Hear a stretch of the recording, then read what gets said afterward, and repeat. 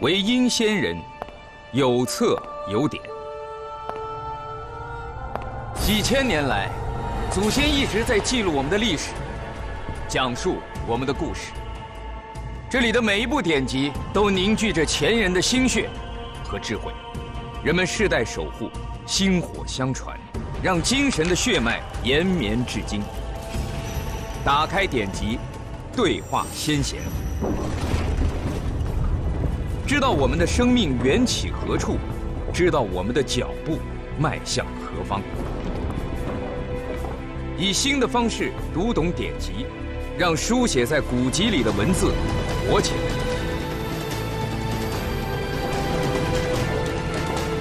一起品读典籍里的中国。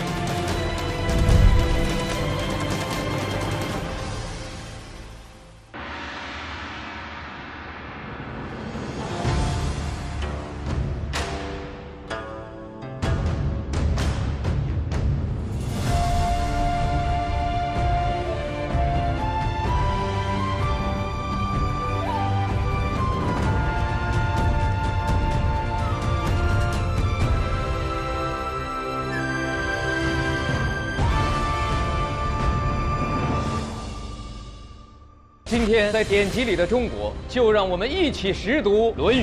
晚辈是来自2000多年之后的一个读书人，此行特来请教《论语》。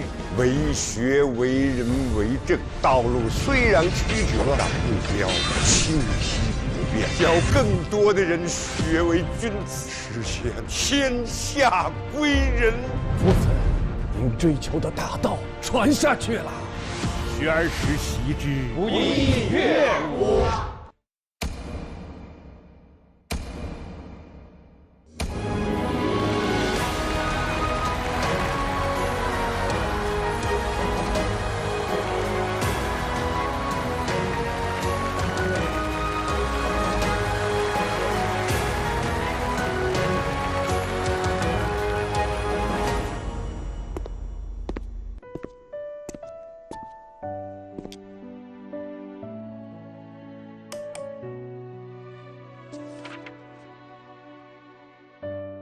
？2015年，江西南昌，西汉海昏侯墓文物保护工作站。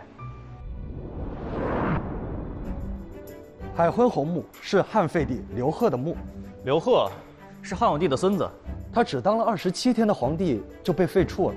他的墓葬陪葬丰富，是截至目前出土金器最多的汉代大墓。但是比这些金器更珍贵的，是同步出土的5000多枚竹简。由于年代久远，这些竹简在刚出土的时候，就像一堆烂泥巴。科研人员用先进的科技对这些竹简进行了修复和保护。竹简像打了哈欠，它像在伸懒腰。这是一次等了2000多年的苏醒。经过专家的辨认，在已经发现的这些竹简当中，有500多枚竹简，内容居然是《论语》，而且应该属于失传已久的齐《论语》。齐《论语》是《论语》最古老的版本之一呀。它在汉末魏晋时期就失传了，谁想得到，1800多年之后还能重见天日啊！是啊，东汉末年，大儒郑玄综合了《齐论语》等多个传本，编校整理了《论语》，并为其作注。郑玄的注本也成为了后世《论语》流传本的基础。先生，郑先生，郑先生，听说郑先生在此隐居，特地赶来求教《论语》。郑先生，您注释的《论语》，我们都爱读。哦，为什么爱读《论语》？因为《论语》主要记的是先师孔子和孔门弟子的言行。这样一部重要典籍，历经秦火和战乱，传至大汉初年，出现多个传本，有《齐论语》，有《鲁论语》，还有孔壁中发现以古文字书写的《古论语》。如此多的传本，读起来非常费力。是啊，所以我以《鲁论语》为底本，参考《齐论语》《古论语》，编校整理，并为《论语》作注，希望后世人能读《论语》而知如何为学、为人、为政。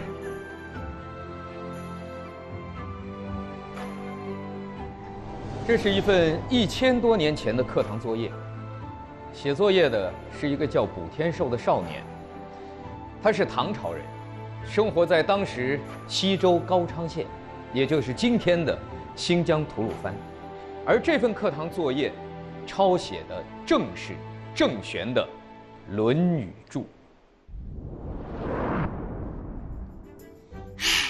这个郑玄先生要了我的命！什么时候能抄完啊？哎呀，快点抄吧，我的羊都饿了。三人行，必有我师焉。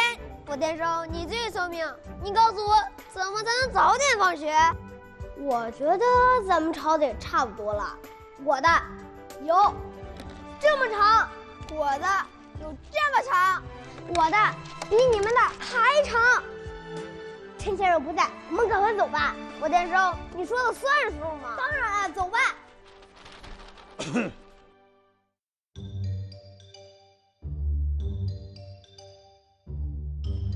先生，卜天寿，把你作业拿过来给我看看。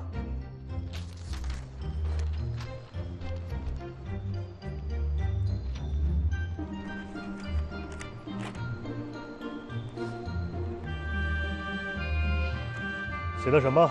你自己念。写书今日了，先生莫嫌迟。明朝是假日，早放学生归。你就那么想放学呀？现在是春天，窗外春光甚好。按《论语》所说，我们应该出去玩耍。对，出去玩耍。哦，这《论语》里哪句话是教你们出去玩耍了？暮春者，春服既成，冠者5、6人，童子6、7人，欲乎沂，风乎舞雩，咏而归。你们既教你们出去玩耍的话，倒是记得挺牢。那先生，您是赞同孔夫子让我们出去玩耍了？这不是孔夫子的话，是他的学生曾皙说的。暮春时节，想和朋友们一起去河里洗澡、吹风，哎呦，唱着歌回家。那孔夫子赞同曾皙吗？孔夫子非常赞同，他不仅向往这种生活美景，更向往贤能在位，百姓各得其所，天下大同的景象。天下大同，那先生是愿意放我们出去玩耍啦？是先生呀，要带你们出去玩耍啊！真的，先生真好。那我们就愿意努力学习，做君子。我也是。好，好，好了，作业呀，明日再抄。今日带你们出去玩。出去玩啊！慢点儿。一部《论语》，千古流传；一位老师，万世师表。中国人的仁德智慧，2000年的风骨性格，都蕴藏在这位老师和他学生的对话里。今天，在典籍里的中国，就让我们一起识读《论语》。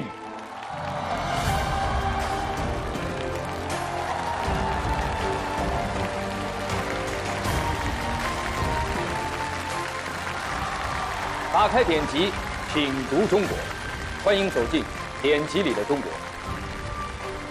每天鲜活多一点，本节目由更多鲜活营养的光明乳业独家冠名播出。光明乳业，乐在新鲜。扫描屏幕上方二维码，下载央视频 APP， 观看典籍里的中国完整视频，专享幕后精彩内容。接下来，就让我们跟随4位读书人一起走进《论语》。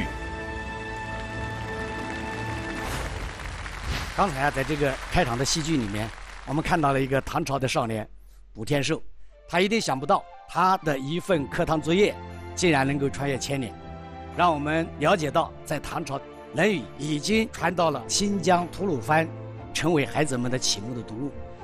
我们还看到了他写的调皮的那样的一个4句的小诗，写书今日了，先生莫嫌迟。明朝是假日，早放学生归。还有错别字，充满了穿越古今的鲜活的气息。《论语》现在成为我们生活的一部分了，我们不知不觉就会用到它。就比方说哈，鲍老师您从上海来，杨老师您从山东来，我们凑到一块儿了，哎，大家自然会想到什么呀？有朋自远方来，不亦乐乎。我们在这儿也讲孔子，但是我们肯定有知道的，有不知道的。我们是什么呢？知之为知之，不知为不知，是智也。很多人其实没有完整的读过《论语》，但是呢，我们生活之中又时时处处用到《论语》。《论语》的这个思想已经进到我们的骨子里了，进到我们的血脉里头。《论语》的作者是谁？又是谁命名了《论语》？现在呢还没有定论。相传就是孔子的弟子以及他的再传弟子们。《论语》现存20篇，接近16000字。论呢就是指编纂，语呢是指谈说，也就是跟别人在讨论啊、应答时候说的话。按班固的说法呢，《论语》就是把孔子还有他弟子所说的话记载下来，然后编纂起来的意思。在《论语》中就记载啊，孔子的弟子子张向孔子请教，孔子告诉他6个字：言忠信，行笃敬。说话要忠信，做事一定要踏实笃敬。孔子说完这话以后啊，子张觉得老师说的太绝了，于是啊，子张书诸身，就连忙记在腰间的带上。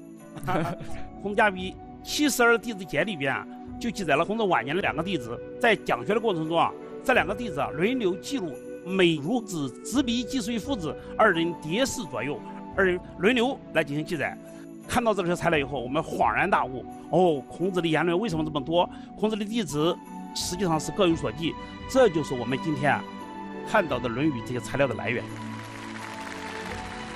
曾经啊，有人问过我，《论语》到底写了些什么？《论语》这本书，它的最核心的思想就是仁。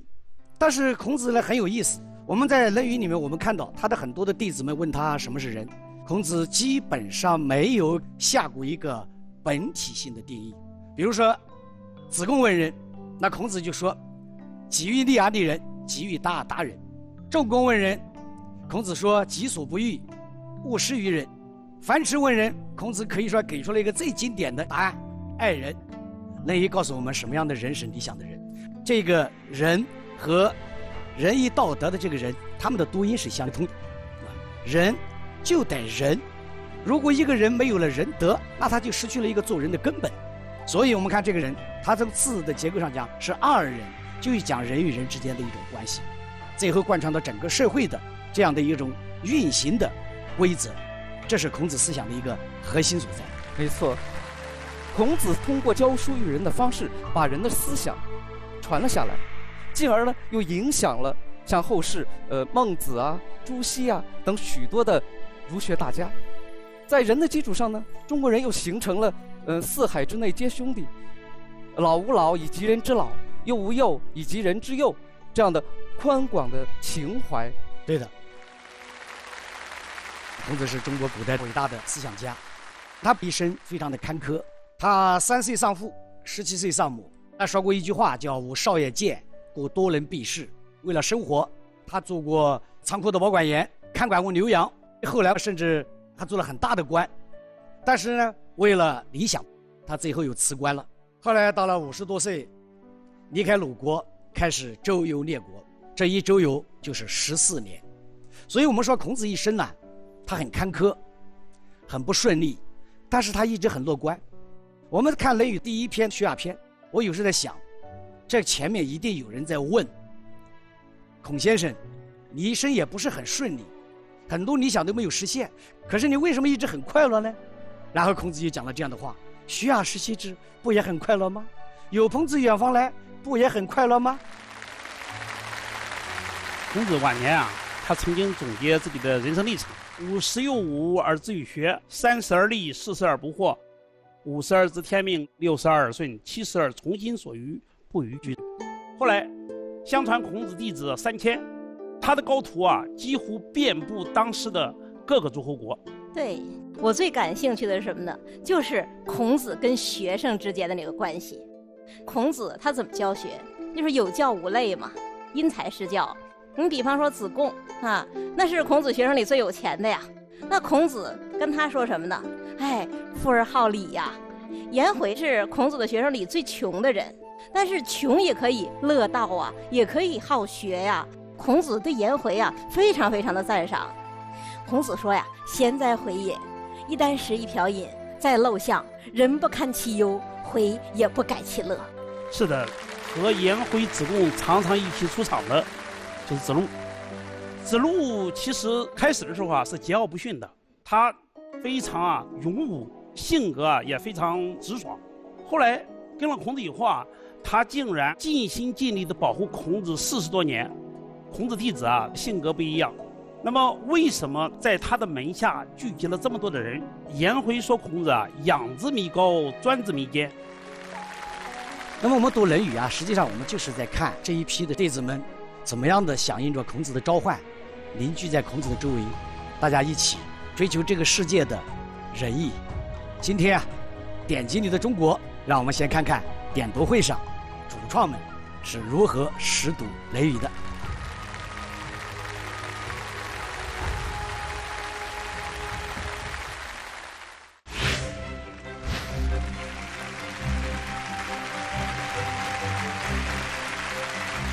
大家好，欢迎来到典籍里的中国点读会。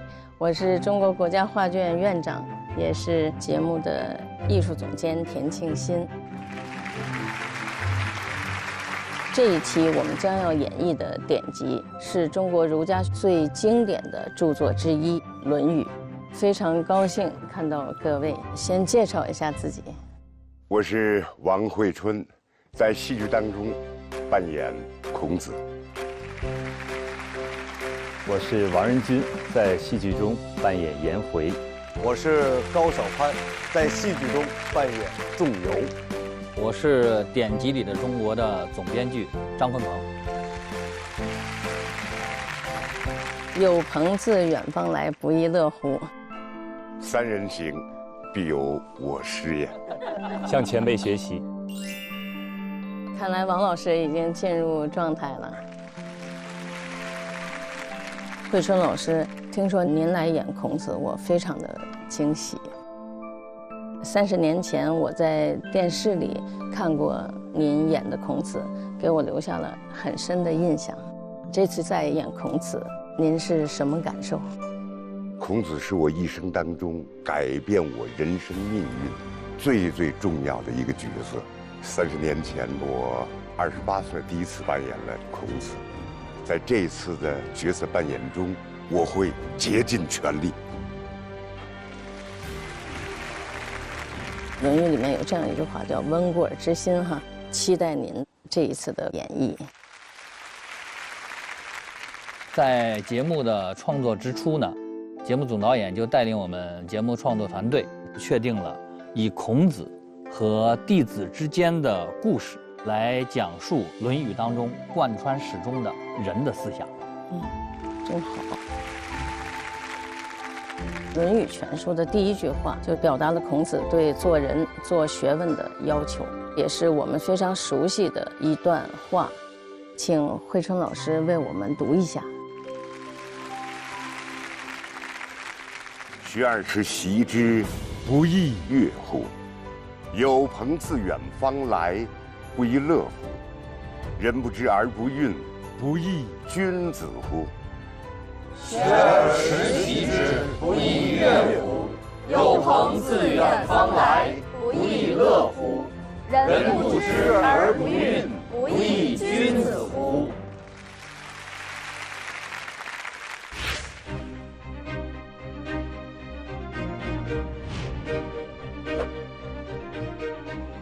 再一次扮演孔子，可能我背负了一些包袱，有压力，但是我会全力以赴。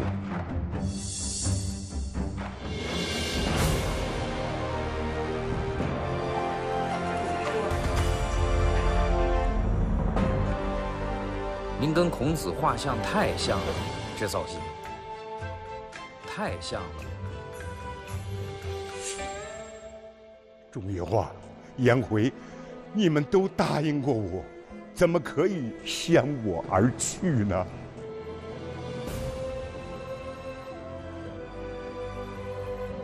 颜回、董永，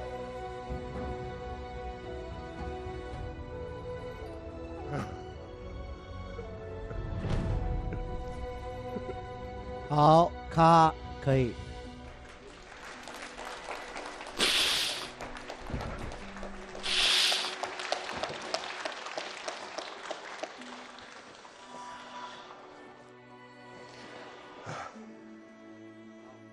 拍那场戏的时候，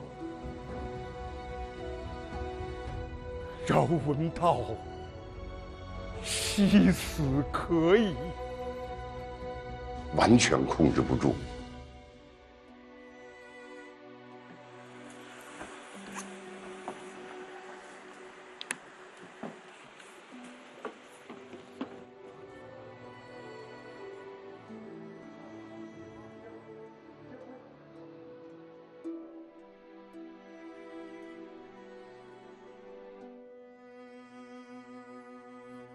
全场准备。这是我们后世读书人的荣幸。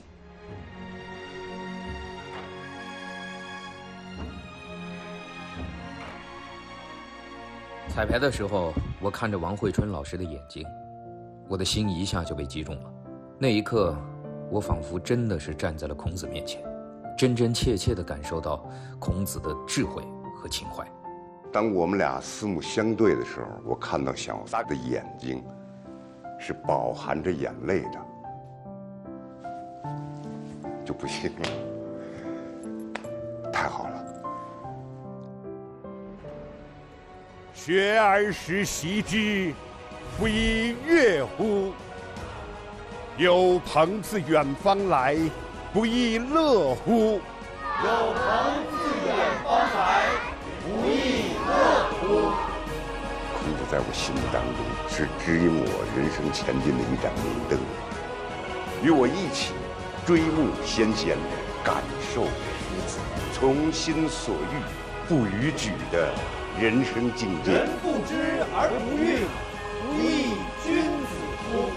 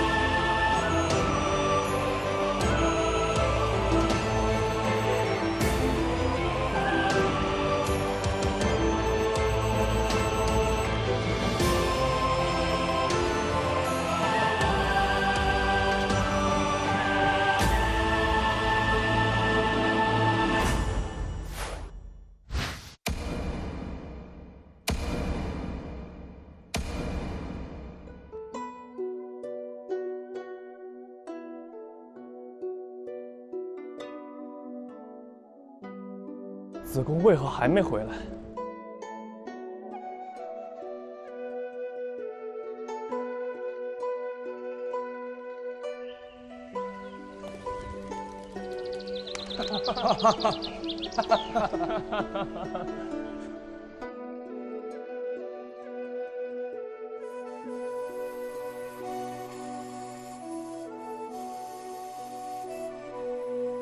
诸位先生，久等了。不急，不急。夫子已经70多岁了，听他讲学的机会越来越珍贵。我们之前约定把夫子的言行都整理记录下来，大家都带来了吗？我带了。学而时习之，不亦乐乎？我也带了。三人行，必有我师焉。择其善者而从之，其不善者而改之。敏而好学，不耻下问，这一点很难做到。我有时碍于颜面，不敢提出自己不懂的问题。这是夫子在教我们为学之道，己所不欲，勿施于人。这一点也很难做到。君子和而不同，小人同而不和。不学礼，无以立。这个有道理。不懂礼之人，便无以立身于世，无以立身为人。这是夫子在教我们为人之道。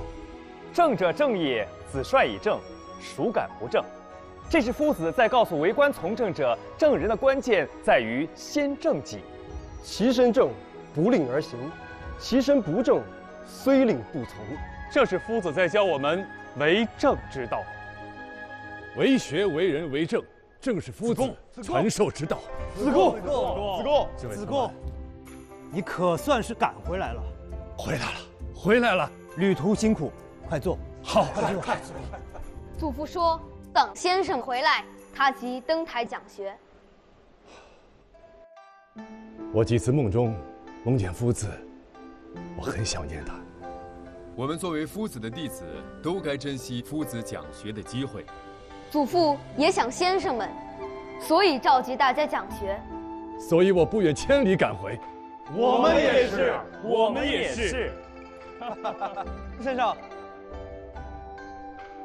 先生，门外有个穿着奇特的人求见。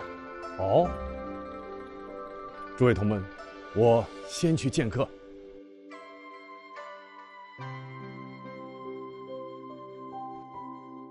正是这位先生。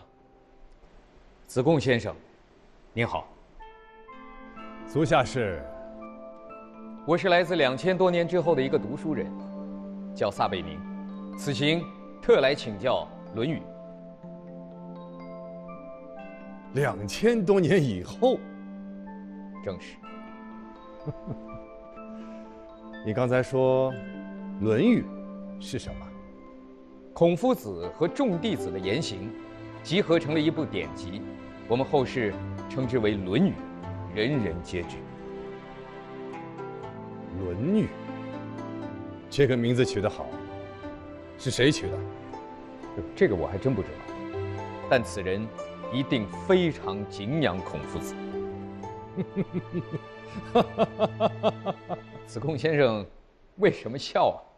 我们刚想汇集整理夫子的教诲，你就说读到了，而且还是从2000多年以后来的，你说我该不该笑啊？理解理解。这样吧，叔在下冒昧，请问孔夫子是否曾对您说过？ 工欲善其事，必先利其器。是的，要做好一件事，事前的准备很重要。再请问，您是否曾形容夫子温、良、恭、俭、让？这是夫子在我心中的形象。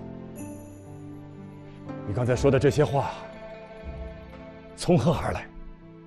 这都是我从《论语》里读到的。《论语》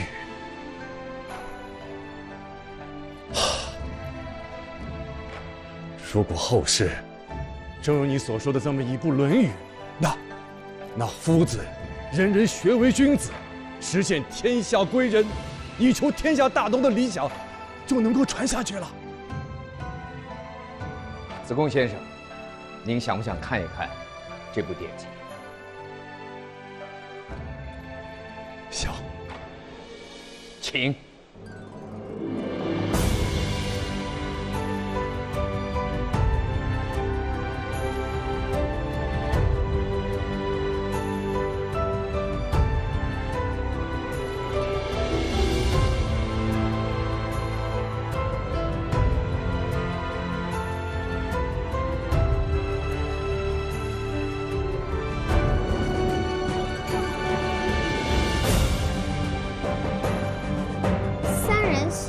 必有我师焉，这是《论语》里的话。敏而好学，不耻下问，这也是《论语》里的话。我也找到了，温故而知新，可以为师矣。给我看看。来，小朋友们上课了。此为何处啊？这叫典籍书在我们那个时代，孩子们可以在这里识读典籍，分享心得。今天我们学习的是《论语》，大家跟我一块儿念：学而时习之，不亦说乎？学而时习之，不亦说乎？有朋自远方来，不亦乐乎？有朋自远方来，不亦乐乎？人不知而不愠，不亦君子乎？人不知而不愠，不亦君子乎？孩子们在读的是夫子对我们说的话。你们还知道《论语》里有哪些是关于学习的句子呀？谁知道？知之为知之，不知为不知，是知也。这是夫子对子路兄说的话。正是。还有呢？三人行，必有我师焉。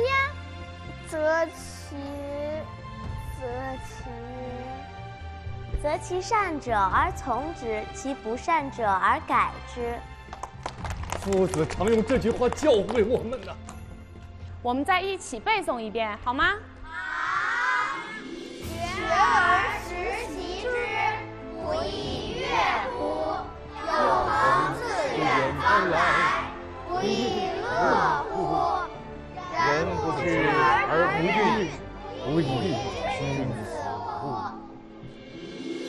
学而时习之，不亦说乎？有朋自远方来，不亦乐乎？人不知而不愠，不亦君子乎？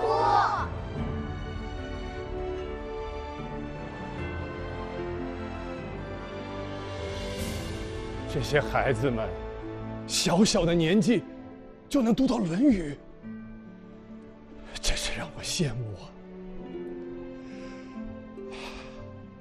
撒君，谢谢你，让我看到这一切。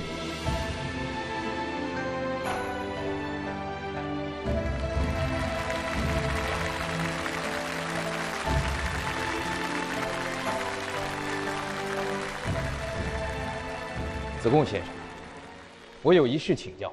请讲。您和同门为什么要记录和整理孔夫子的言行？我生于乱世，诸侯争霸，礼坏乐崩，黎民涂炭。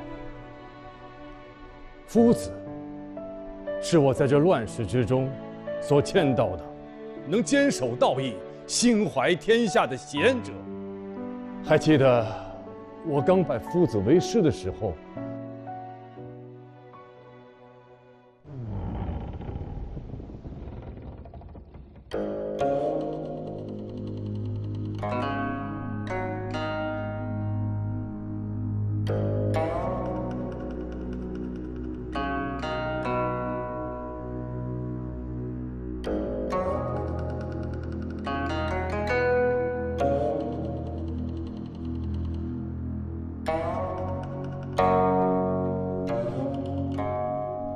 为人端木赐，字子贡，仰慕夫子之名，前来拜见。子贡，请坐吧。夫子，我想请教您一个问题。请讲。当今天下，诸侯争霸，礼坏乐崩，世人多争名逐利，夫子求什么？人人学为君子，实现天下归仁，以求天下大同。如何学为君子？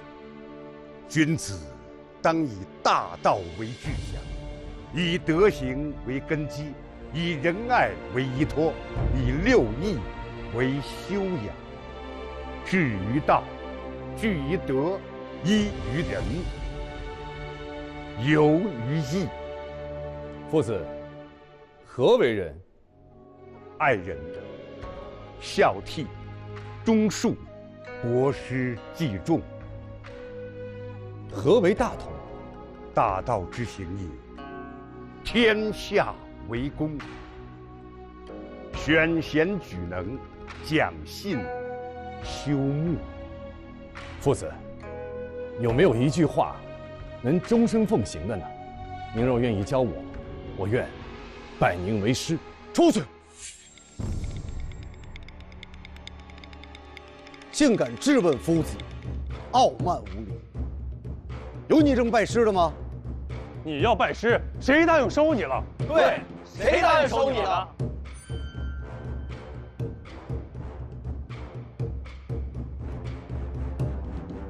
这是你们的待客之道，还是夫子的待客之道啊？啊，都不是。我先回答你刚才的问题，可以终身奉行的话，那大概就是术吧。己所不欲，勿施于人。仲由啊，你怎么火气老是这么大？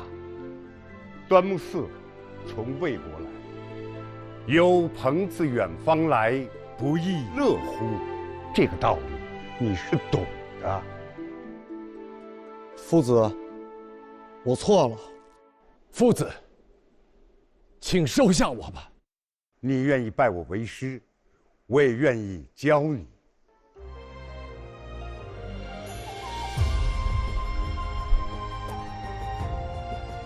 弟子拜见夫子。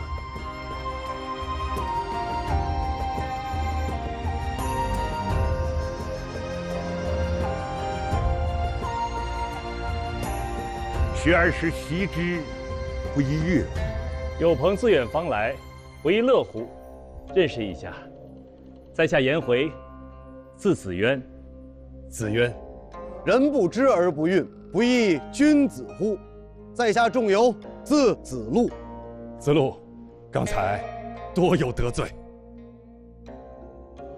三人行，必有我师焉。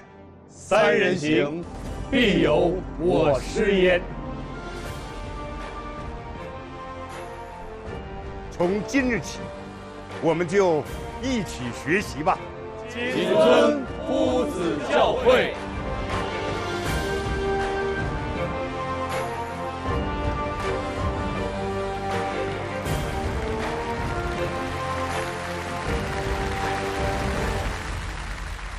为了实现理想，夫子在鲁国先后出任了中都宰、小司空、大司寇，推行仁政德治，挥三都，削三桓。这段历史我们知道，鲁国三桓指的是把控鲁国政局的3个贵族。夫子拆除了他们的私义，恢复礼制，黎民受益呀。夫子在鲁国推行的这一系列改革，增强了鲁国的实力，但是却触动了三桓的利益。夫子被三桓排挤，无法继续推行他的仁政德治，于是他选择了一条漫长而又艰难的道路。您说的是周游列国？对，那一年夫子55岁。55岁，依然带着理想出发，而我们选择了坚定地追随夫子。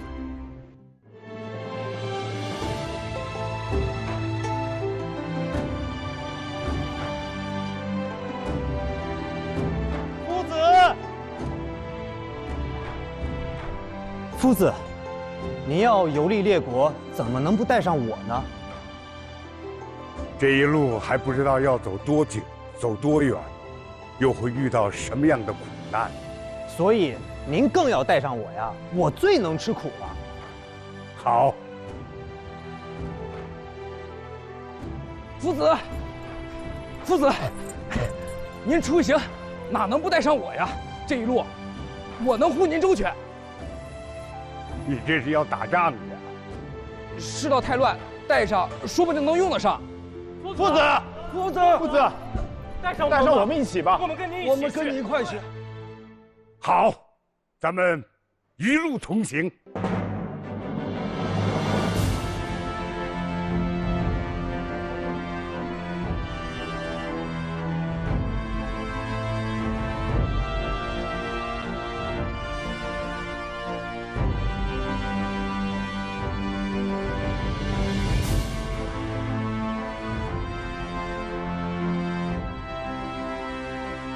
孔夫子，孔夫子来魏国，我愿以俸米6万斗，聘任夫子。感谢国君。孔丘愿在魏国推行仁政德治，使百姓生活富裕，得以教化。6万斗米，这待遇相当高啊！如果夫子仅仅是为了这6万斗米，在鲁国也一样可以得到啊，根本就不需要游历列国。所以夫子一心想的还是推行仁政德治，但在魏国，夫子未能如愿啊。魏国在魏侯的治理下，存在诸多弊端，内政慌乱，礼义废弛，还听信小人谗言，派人监视我们。在这样的地方，怎么能够实现我们的理想呢？夫子，那我们去往何处呢？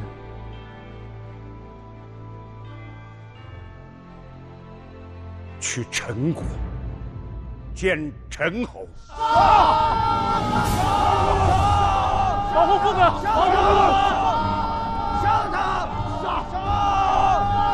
杀他！杀他！杀！杀了他们！杀了他们！杀了他们！杀了他们！杀了他们！杀了他们！谁敢动？谁敢上前，我必杀之！你们是鲁国的人吗？是的，杨虎就是鲁国人，个子高，他也个子高，就是他。杨虎杀了我们匡地的百姓。杀了他！谁是杨虎？这是鲁国的孔夫子。你们认错人了。怎么认错人了？杀！匡地的战斗和对峙持续了5天。一个年近60的老人，随时可能被人当成恶人误杀，生死悬于一线。战斗惊动了守城的官吏，证明了夫子的身份，我们才得以脱险。不知您是鲁国的孔夫子，竟以为是恶人，给夫子赔礼！给夫子赔礼！匡地被困，是被误认为恶人，可后来，我们遇到了真正的恶人。您指的应该是宋国司马桓颓。孔丘，桓颓，夫子带我们在这里洗礼，你砍树，差点伤着夫子。我就想砸死他！你志勇，孔丘诽谤于我，求我早死。桓颓呀，你为了修自己的石棺，3年当中，你害苦了多少人？我就要告诉你，这是天意。孔丘，你60岁了，连家都回不了，整天流浪在路上，这才是天意。你什么你？你还讲学？讲到哪里，我手就砍到哪里，打死你！砸死你！哼！这个桓颓，不仅派人砍了树木，还欲派兵加害夫子。所以夫子只有离开宋国，前往郑国。可在途中，我们却遭遇到了乱兵，夫子和大家走散了。保护夫子！夫子！夫子！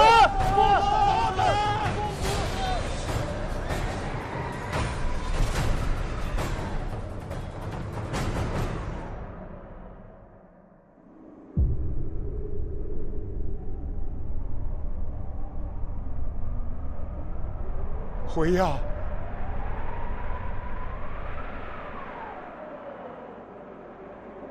仲由，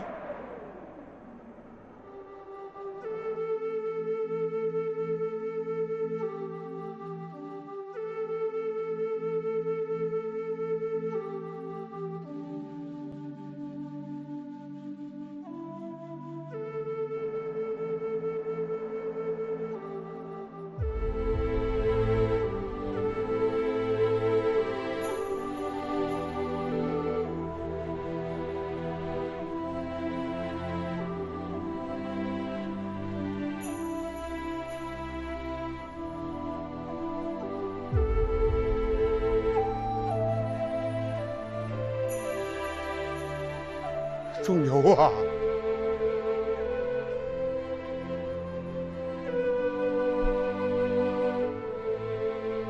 夫子，夫子，仲由，夫子，哎呦，我总算找到您了，仲由啊！夫子，快来！夫子在这儿！夫子，夫子，慢点，慢点！夫子，可算找到您了。辉呀，我以为再也见不到你们了。你们是怎么找到我的？刚才有个人告诉我，东门有个人，他的额头像唐尧，脖子像高尧，肩膀像子产，腰以下比羽短了3寸，一副狼狈不堪的样子，真像一条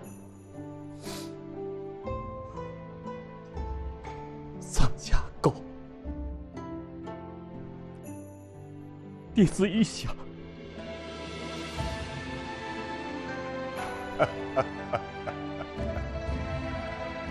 他形容我的相貌不一定对，但说我像条丧家狗，对极了，对极了。夫子，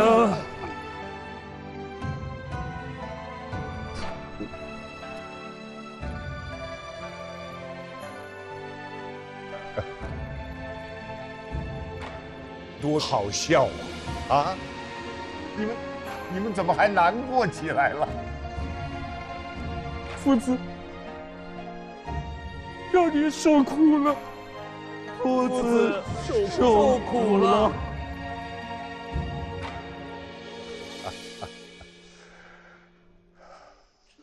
苦吗？我不觉得呀。对，不苦，不苦，不苦，不苦，不苦。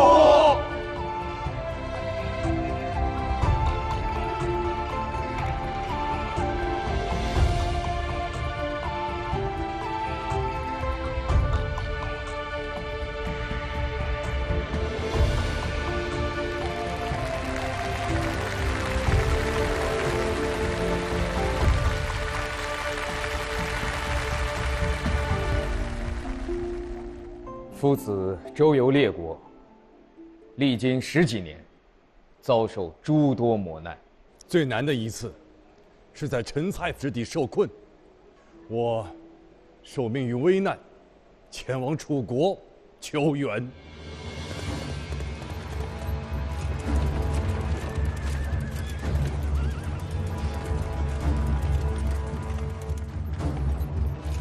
别让他跑了！追，给我抓回来！增加兵士，严加守卫。增加兵士，严加守卫。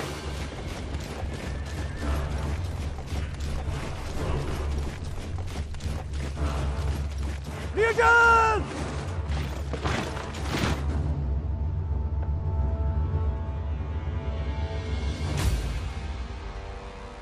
里面的人听着，再有逃走的，就地诛杀！杀！更换防卫！杀！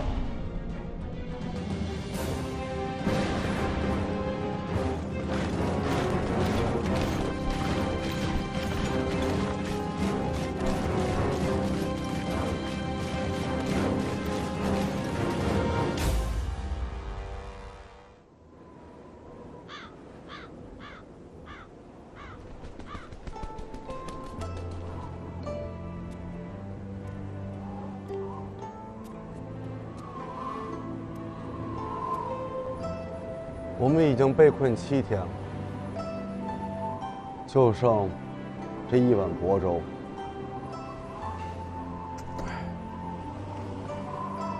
子贡去楚国求援已有几日，以他之能，我相信一定会带回援兵的。再不回来，我怕大家坚持不住。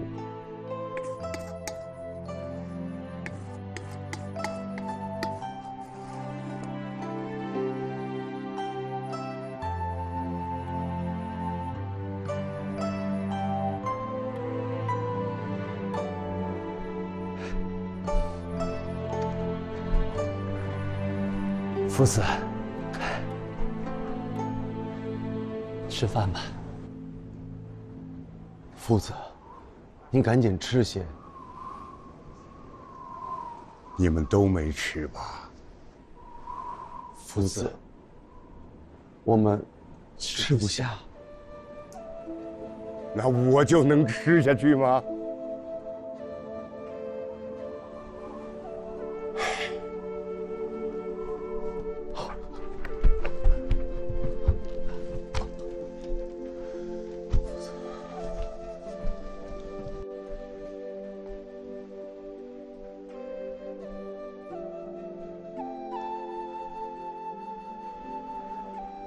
冉羹啊，你把它吃下去。夫子，我真的不饿。云孙，哎，夫子，你把它吃下去。夫子，我也不饿，您吃吧。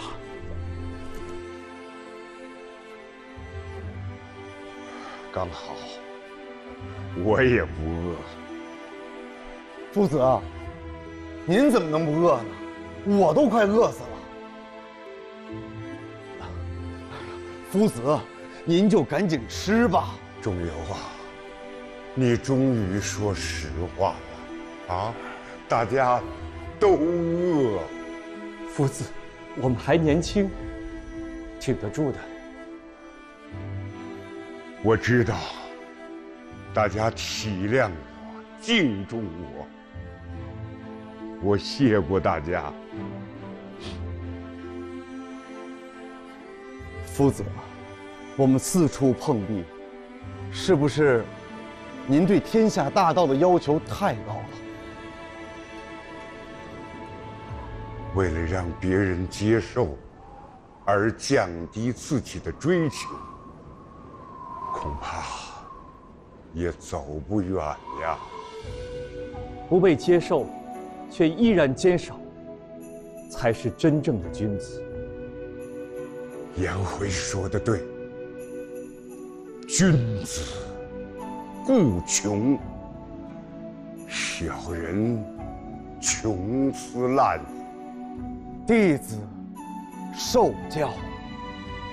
君子固穷，小人穷斯滥矣。我们困苦至此，孔丘有些心里话想对大家说。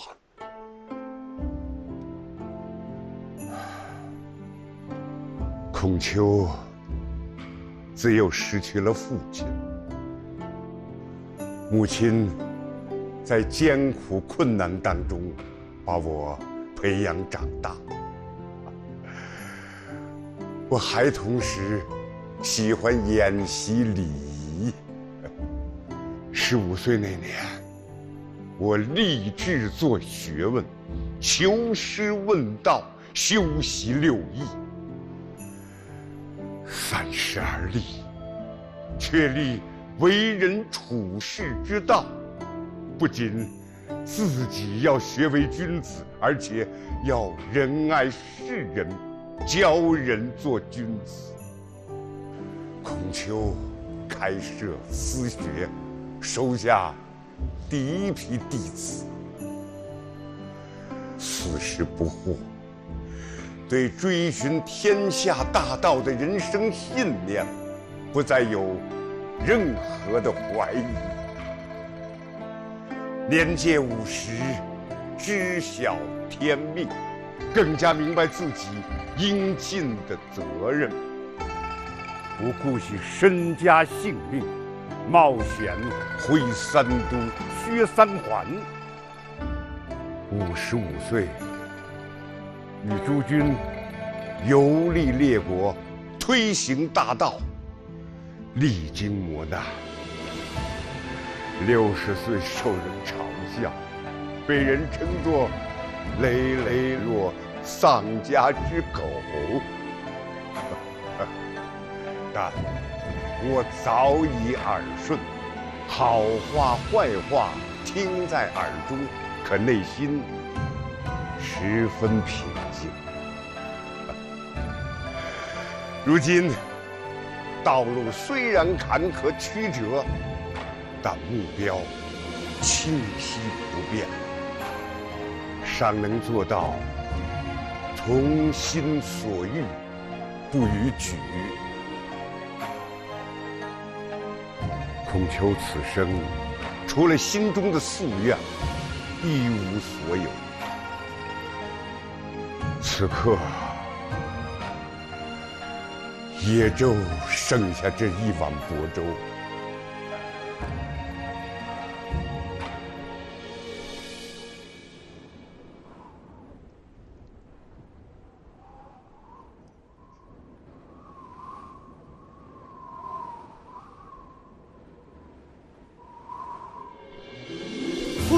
夫子，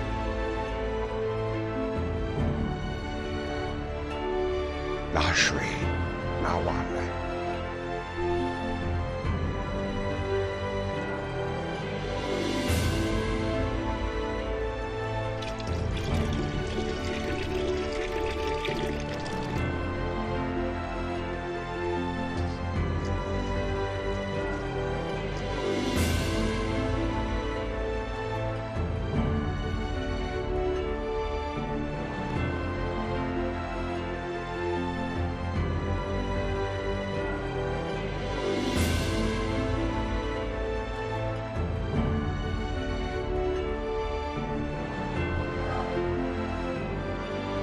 以此薄粥，感谢你们与孔丘一路同行。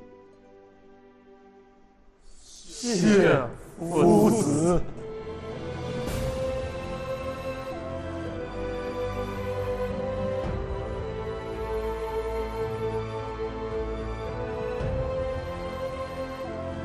此粥味道甚美啊！追寻大道，虽苦犹甜。对，追寻大道，虽苦犹甜。我当时在楚国求援，没能赶上这一碗薄粥，我好想尝一尝。追寻大道的苦，患难真情的甜，都在这一碗薄粥里了。让开！让开！让开！让开！孔丘，我们将军来见你。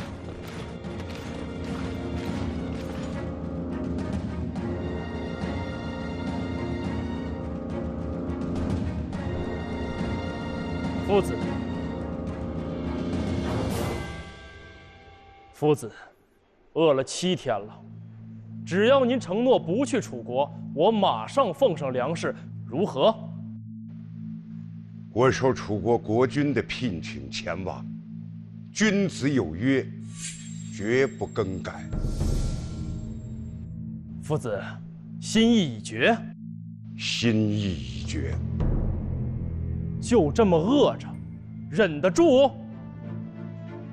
岁寒，然后之松柏之后凋也。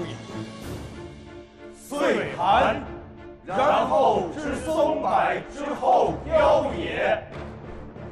岁寒，然后之松柏之后凋也。岁寒，然后之松柏之后凋也。岁寒，然后之松柏之后凋也。岁寒，然后之松柏之后凋也。后世我们还常用“岁寒松柏”这个词来形容那些在逆境艰难中意志坚定、坚守操守的人。困境是能考验人的。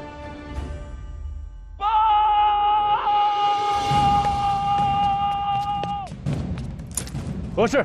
有楚国兵马奔驰而来，片刻即到。是端木赐，端木赐搬救兵来了。端木赐来了，太好了，我们有救了。端木赐回来了。多少人？兵士近1000人，兵车10余乘。将军，咱们人太少，撤吧。撤！太好了，咱们有救了，夫子。端木寺做得好啊！夫子，咱们可以去楚国了。您盼望天下大道有希望。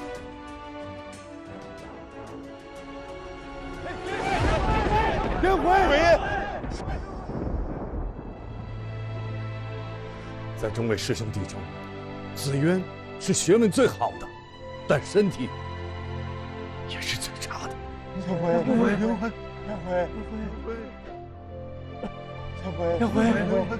回啊，回！夫子，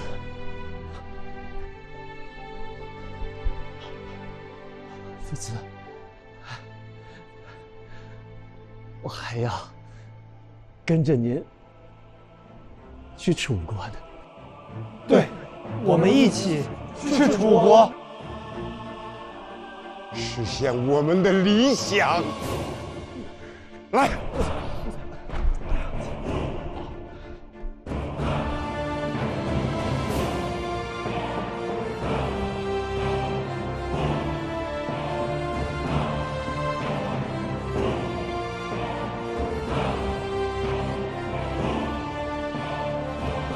然而，追寻大道的路，永远是艰难的。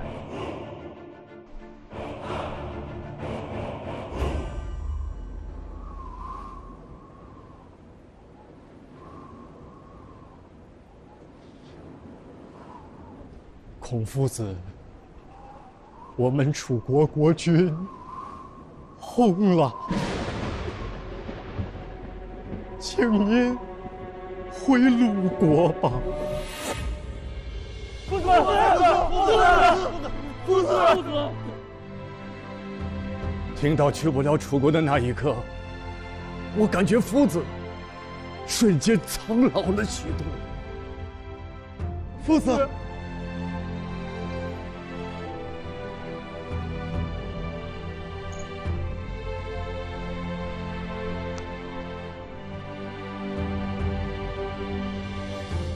我老了，咱们回家吧。夫子，我们的理想难道要放弃吗？绝不会放弃。回了家，我们可以整理典籍。教更多的人学为君子，实现天下归人。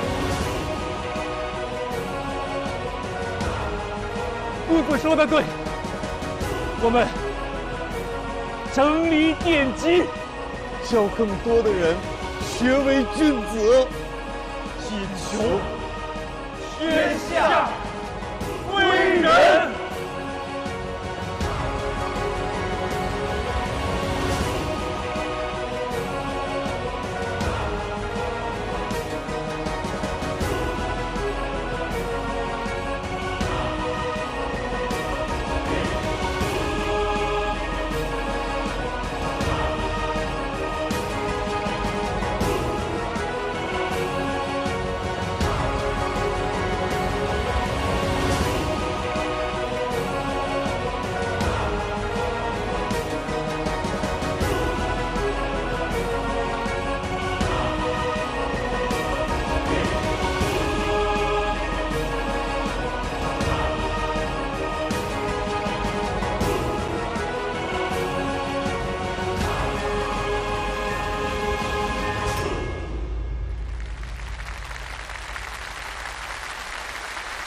夫子一生致力于传道授业，到了晚年弟子众多，对他也是一种慰藉吧。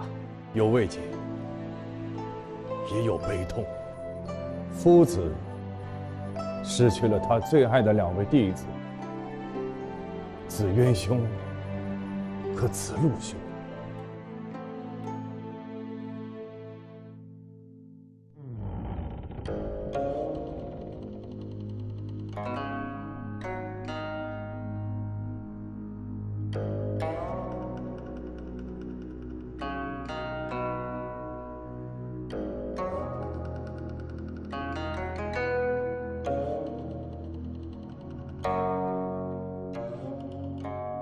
夫子说，他经常在梦中见到颜回和仲由。夫子，夫子，颜回，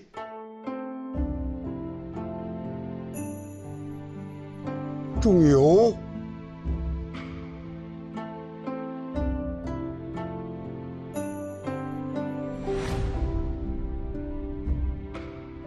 你们回来了！来来来，快坐，我给你们留着位置呢。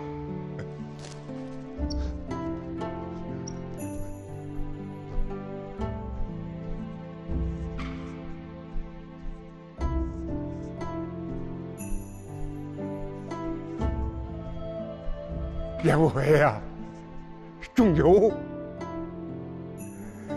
回呀，你从小就拜我为师，像我的儿子一样，咱们是一家人。感谢夫子，博我以闻。颜回无法跟随您了。回呀，你那么贤德，那么好学，我还指望着你传承我的学问呢。夫子，仲由也要向您告别了。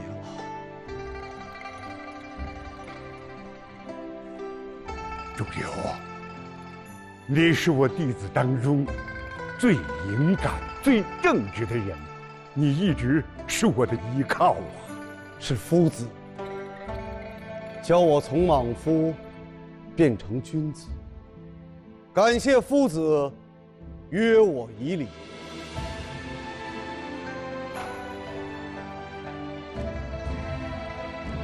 夫子，我曾经说过，只要夫子还在，颜回不敢先走。可我做不到。回，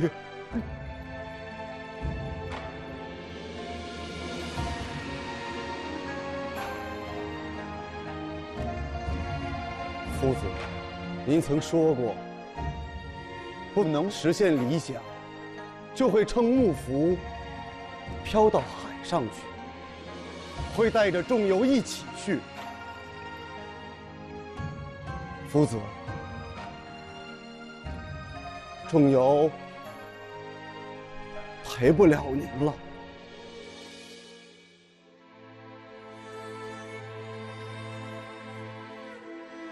仲由、颜回，你们俩答应过我的，不能离我先走，你们答应过我的呀。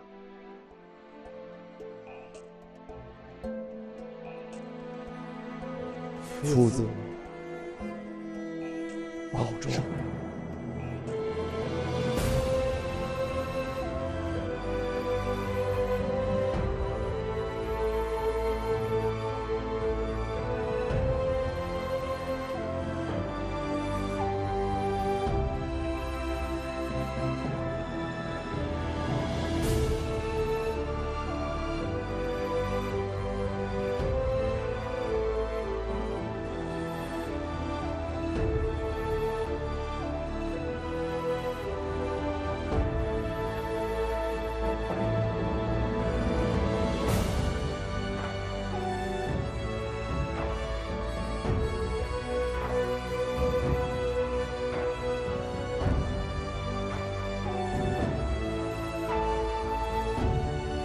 颜回，仲由，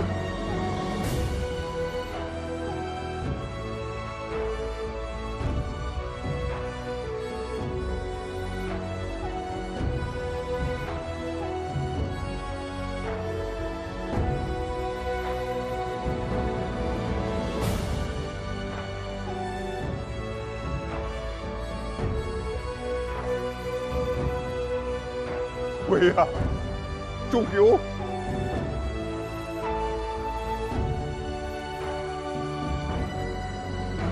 夫子。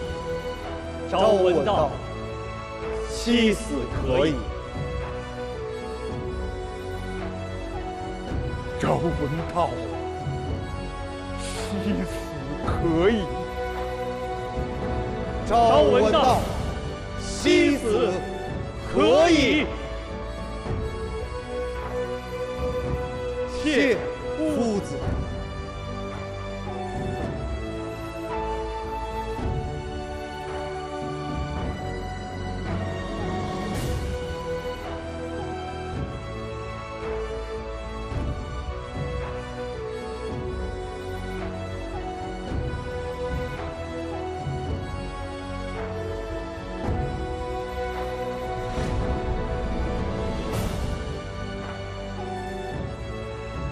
颜回，重用。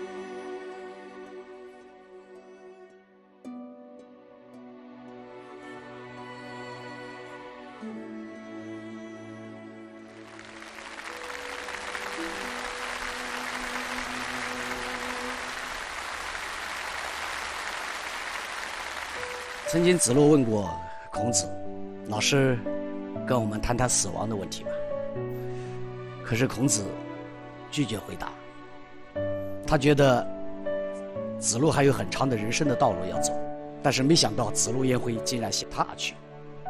是这样，颜回啊，从10多岁就跟着他，而且学问最好，人品又最好。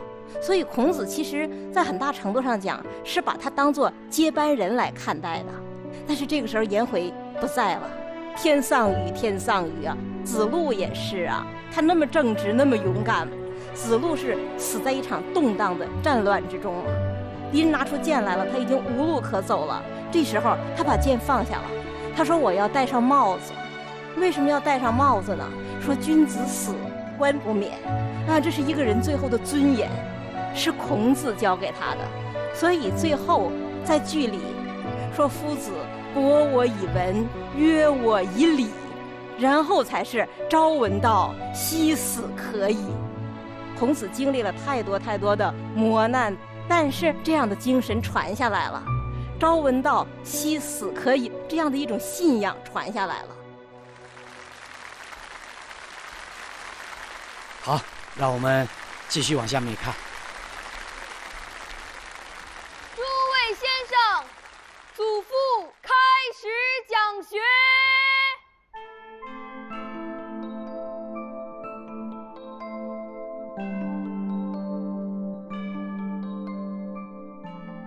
撒君，夫子讲学，你可愿随我一同前往啊？真的，能听夫子讲学，这可是后世读书人梦寐以求的事情。谢子贡先生。请。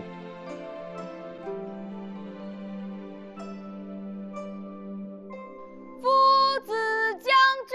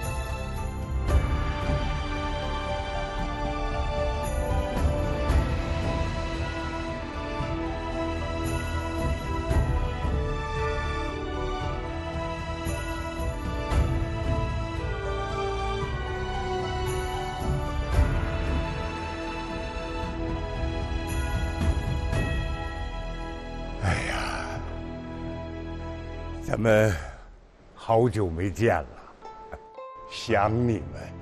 我们也想夫子。夫子，是啊，你回来了。回来了。你出使齐国，怎么样了？回夫子，幸不辱命。齐国国君将侵占的鲁国土地归还了鲁国。好，好啊！段牧师的才能，我佩服，佩服。是啊，这位后生我见过。夫子，这位是我新认识的朋友。晚辈撒贝宁，是来自2000多年之后的一个读书人，特来拜见夫子和诸位先生。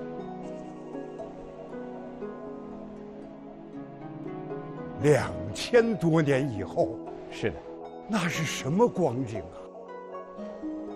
那是一个人人可以读书的时代。人人可读书。禀夫子，此事非虚，弟子亲眼所见呐。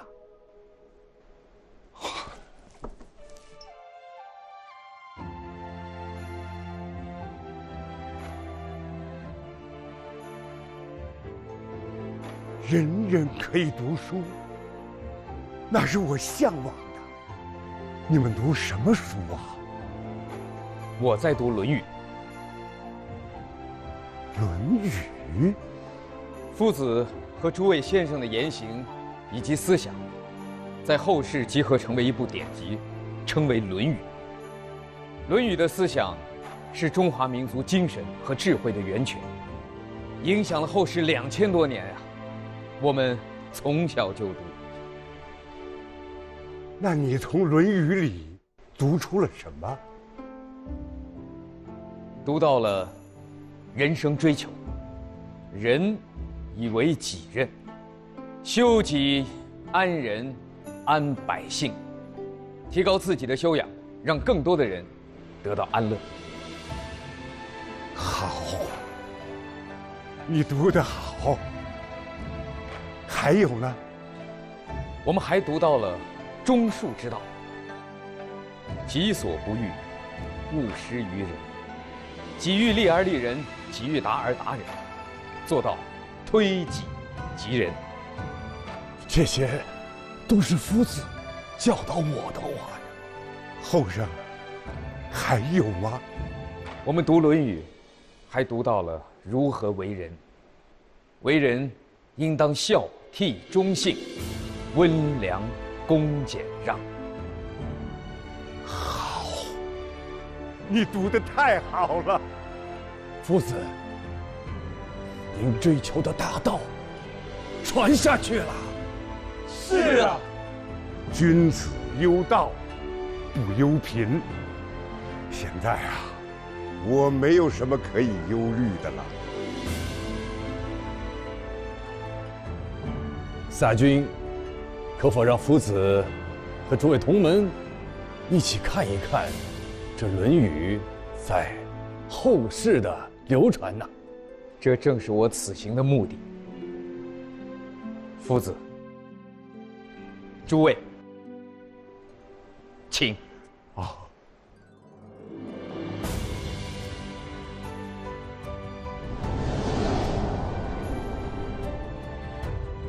夫子及诸位的思想学说，在后世被称为儒学，影响深远。民为贵，社稷次之，君为轻。民贵君轻，说得好啊！此为何人？此人名叫孟轲，后世尊他为孟子。他传承儒学，并将其发扬光大。生亦我所欲也，义亦我所欲也，二者不可得兼，舍生而取义者也。我说过，杀身成仁。他说舍生而取义，好啊！《论语》注要在世上长久流传，解释其意，应与时偕行，不强作结论，留给后世解读评说。此人是谁？何为《论语》注？此人名叫郑玄，是在明600多年之后的汉朝儒生，他为《论语》的内容做了注解，方便世人的学习。与时偕行，做学问应该是这样。我以民为本，社稷亦为民而立。国家以黎民为根本，也是为黎民而设立。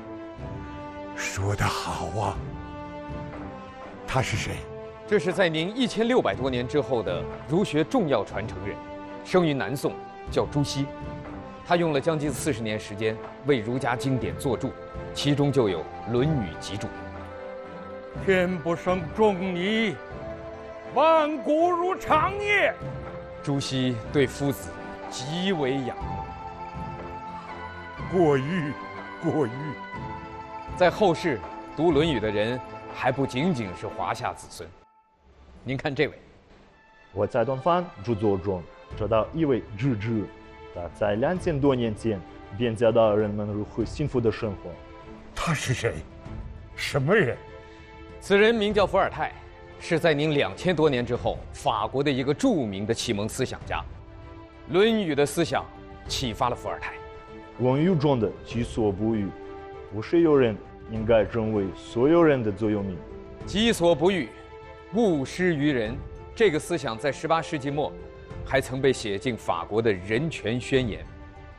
但是《论语》在世界范围内的传播远不止于此。《论语》的思想传到了朝鲜、韩国、日本、越南、俄罗斯、美国、英国、德国等很多的国家。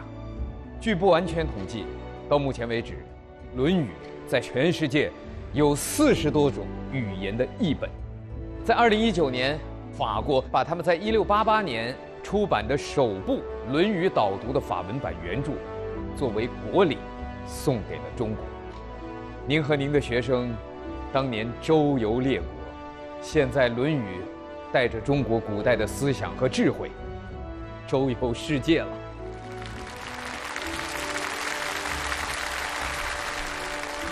真是没有想到啊，《论语》影响了那么多人呢。正如夫子所言：“德不孤，必有邻。”德不孤，必有邻。感谢洒君，让我知道这些。这是我们后世读书人的荣幸。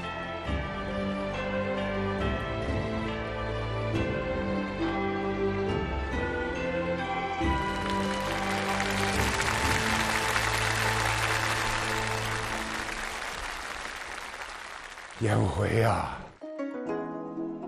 仲由，你们要是在，该多好啊！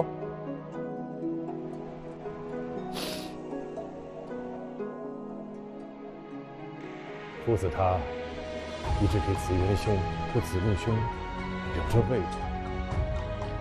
我经常在想，如果我们可以回到刚刚拜夫子为师的时候，回到年轻的时候，那该多好啊！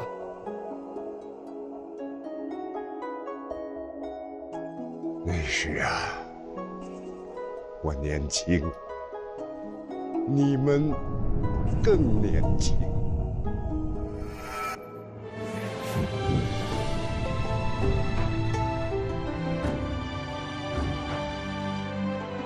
弟子拜见夫子。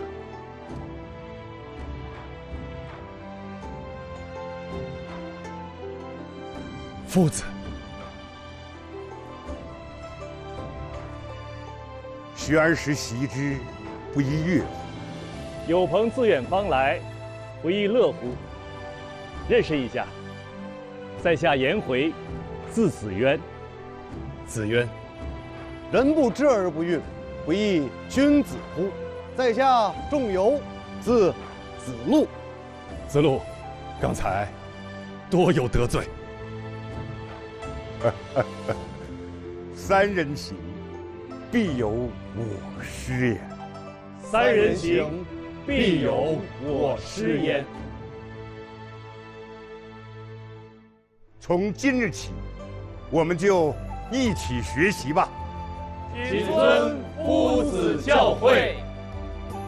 今日有几句话，大家一定要记住。弟子谨记。学而时习之，不亦乐乎？有朋自远方来，不亦乐乎？人不知而不愠，不亦君子乎？学而时习之，不亦乐乎？有朋自远方来，不亦乐乎？人不知而不愠，不亦君子乎？学而时习之，不亦乐乎？学而时习之，不亦乐乎？有朋自远方来，不亦乐乎？有朋自远方来，不亦乐乎？人不知而不愠，不亦君子乎？人不知而不愠，不亦君子乎？学而时习之，不亦乐乎？学而时习之，不亦乐乎？有朋自远方来，不亦乐乎？有朋自远方来，不亦乐乎？人不知而不愠，不亦君子乎？人不知而不愠，不亦君子乎？学而时习之，不亦乐乎？有朋自远方来，不亦乐乎？人不知而不愠，不亦君子乎？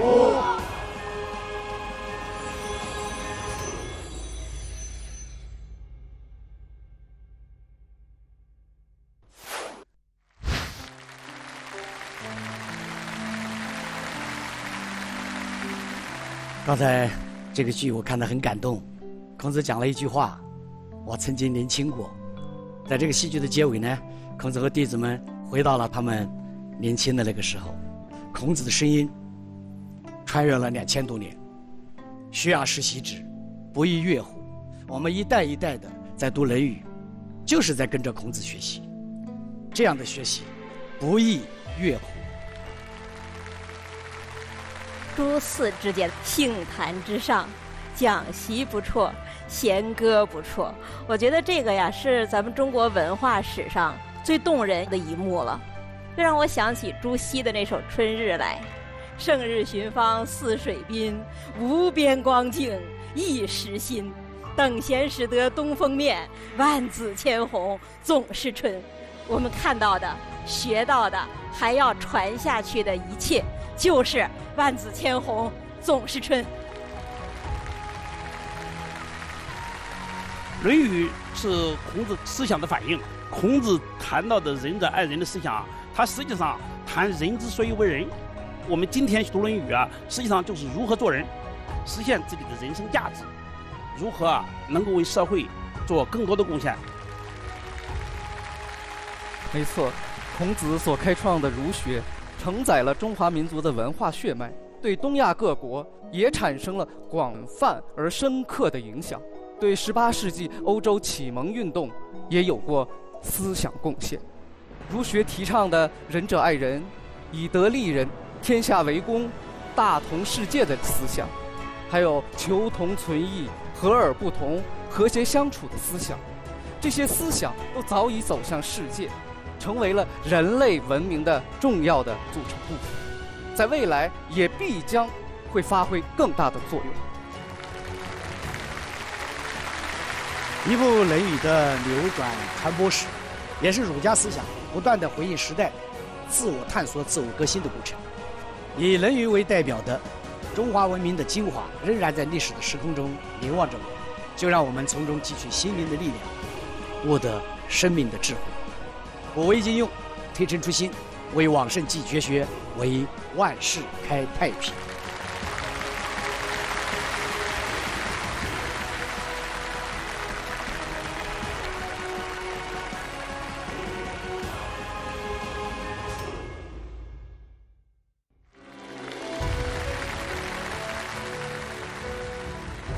每天鲜活多一点。本节目由更多鲜活营养的光明乳业独家冠名播出。光明乳业，乐在新鲜。扫描屏幕上方二维码，下载央视频 APP， 观看点击里的中国完整视频，专享幕后精彩内容。